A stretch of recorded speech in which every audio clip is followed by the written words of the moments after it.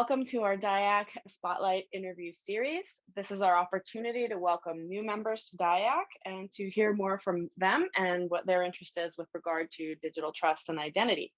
Now, I'm really thrilled today to welcome new members, Accenture, and we have two fantastic guests. We have Christine Young and we have Ileana Ores Valiente, who are going to tell us a bit about Accenture's views and what excites them around digital trust and identity, both in the Canadian marketplace as well as in the global digital economy. Welcome, ladies. It's great to have you. Let's get started. Christine, I'd like to ask you the first question. Could you please share with us the mission and vision of Accenture and why it's important with regard to digital trust and identity? Sure. I think part of our mission and vision, and Accenture has been investing into digital identity for quite a few years now. It is because it touches every single person, every single entity. So whether it's companies, legal entity, we're all affected. Each industry, as part of some of the work that we've been doing with the likes of World Economic Forum, we believe that having a trustworthy digital identity in the way that we need to interact in the world where we're increasingly digital, the aspects of inclusion, making sure that we are recognized that we exist in a digital world, and we have access to the right set of services, ability to personalize our lives, enable us to get the information, the services, the access that we want that is catered to us, and also to protect us in terms of privacy, security, and trust. How do I know that I'm interacting with a real organization versus someone that's not real? How do I know when I'm visiting the doctor remotely, digitally, that they are a real doctor? So on and so forth. That aspects of trust in a digital world must be enabled by a trusted identity system. So therefore, in our mission is really to enable that trust by building a better identity capability throughout every industry, and how that transformation will begin. Why is trustworthy digital identity so critical both for existing markets as well as those markets that are emerging in the global landscape? I think this is a really interesting question. One of my biggest clients is actually with the UN and with Refugees, High Commission for Refugees. And we look after a lot of their biometric system. And as we think of different markets, whether I'm sitting in the UK, obviously do a lot of work with the Canadian government and different Canadian organizations, the likes of us in the developed world, or, some of my clients are in the likes of Colombia, Thailand, in the emerging economies, to, of course, that those are in the refugees environment and persons of concerns environment. Actually, some of the problems in many ways are the same around identity. And people think, well, how could it possibly be? Well, actually, the fact that we need to get a piece of paper today, whether it's my passport, a piece of plastic card, a driving license, to validate I'm who I say I am, as part of one transaction. I don't normally think about my passport, it just sits in a drawer. But when I need to travel, I need to go and open a bank account, I need to sign off on a large transaction, I need to make sure that I have the right vaccine, so on and so forth, to prove I am who I say I am. That's when I need to think about my passport. In the same way that for a person in an emerging economy, in a more media environment, it's the same. It's just maybe that piece of paper or that piece of card is actually not that much different. But for them, it's even more important because at least I have multiple forms of ways of operating. There's multiple ways of establishing trust.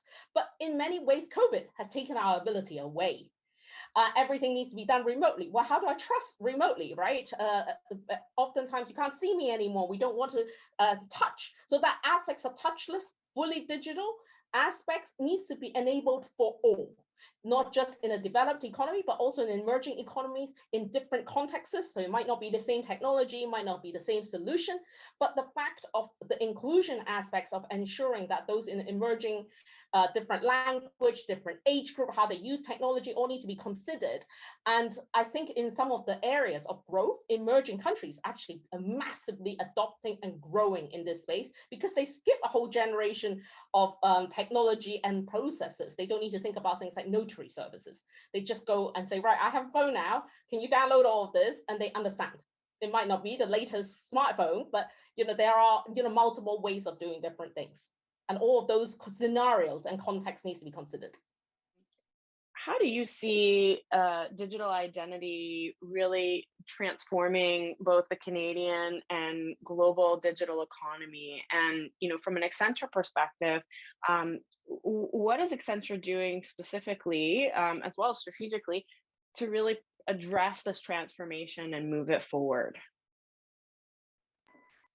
Thanks, Joni. And exactly as Christine said, digital identity is the foundation for a whole host of services and access to those services. And as we talk to our clients, whether it be government leaders or private sector leaders, they cannot wait until such time that Canadians and businesses have a way in order to identify themselves.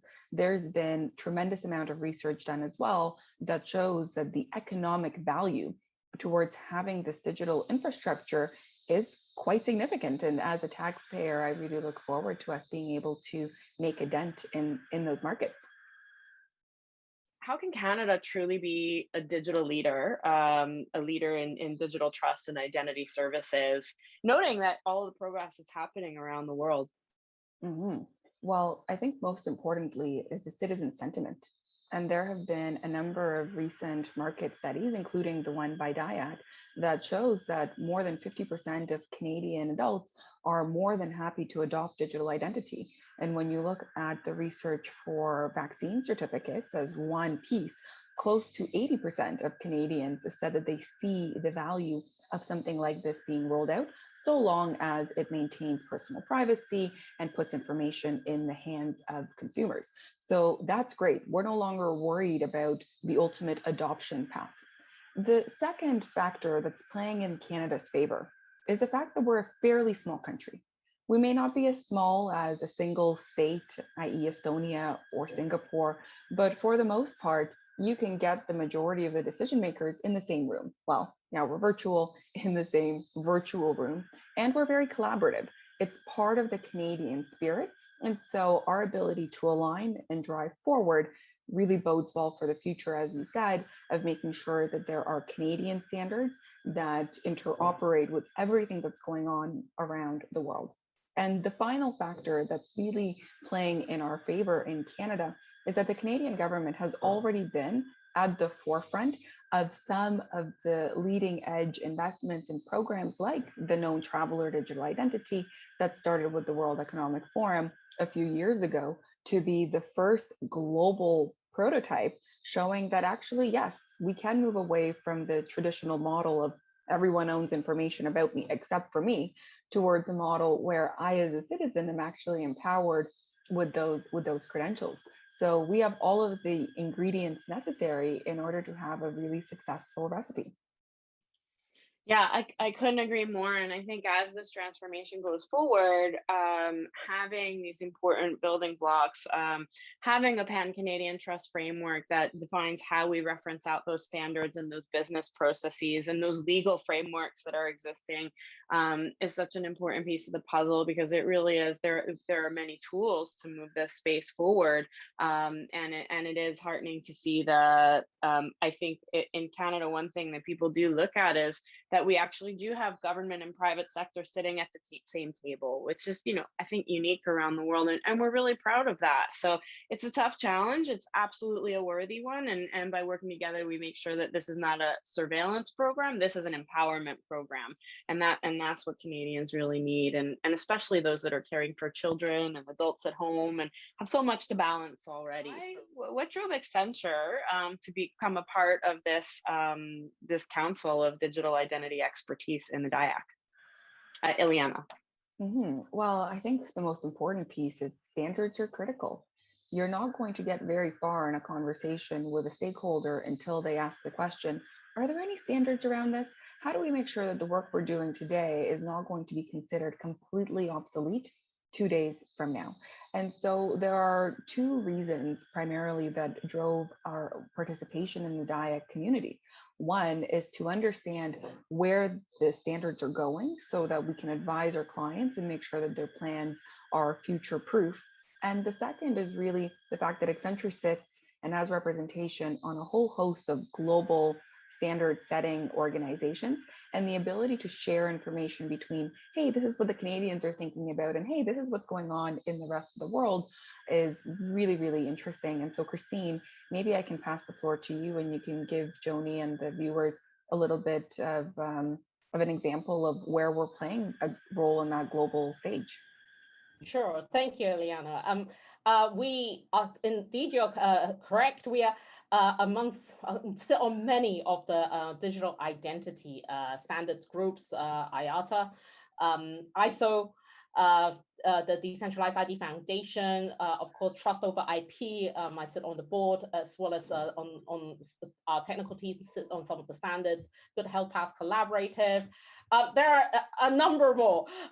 So in that sense, we really want to be helping to drive some of what the standards should be, and also actually contributing back to what the community is, most in terms of both engineering as well as a more senior level and a business level governance, working through the World Economic Forum in a number of the digital identity programs that I represent on behalf of Accenture.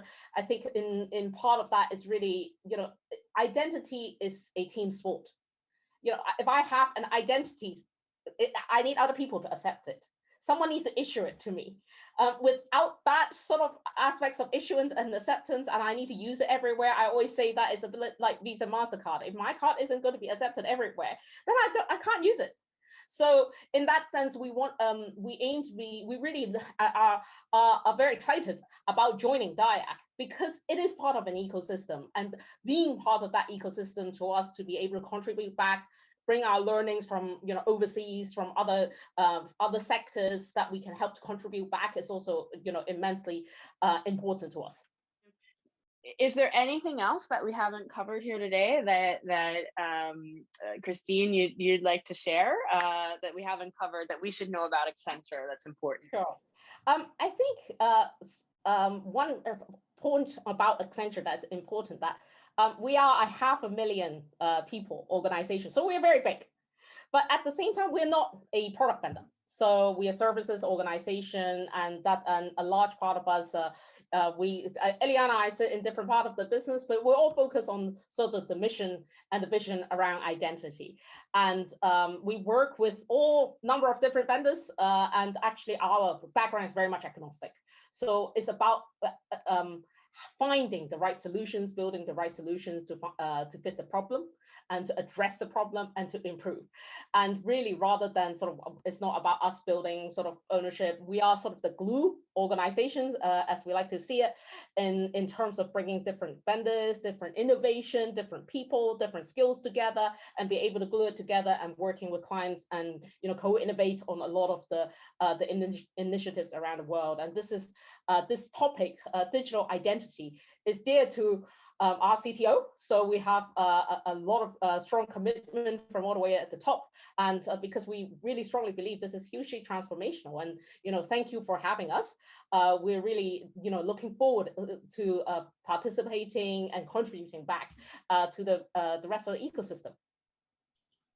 Well, thank you so much for sharing. I couldn't agree more with the sentiment around digital identity really being a team sport and an ecosystem play with many parts involved, from business, legal, technical standards, and others. And so we're just really thrilled to welcome Accenture and everything that you have to offer to the community. And I'm thrilled to welcome you both personally, Christine and Eliana, to the community. So we're better off every voice that we add into this community of experts. We raise the bar. So thanks for joining us. For DIACC members or for non-members, if you'd like to get in touch, please let us know and we can connect you with the great folks at Accenture and everything that we're doing here at DIACC. So thanks for taking the time, and we can't wait to see what comes next. Thank you. Thanks, Ileana and Christine. Thank you. Thanks, Joni. Thanks.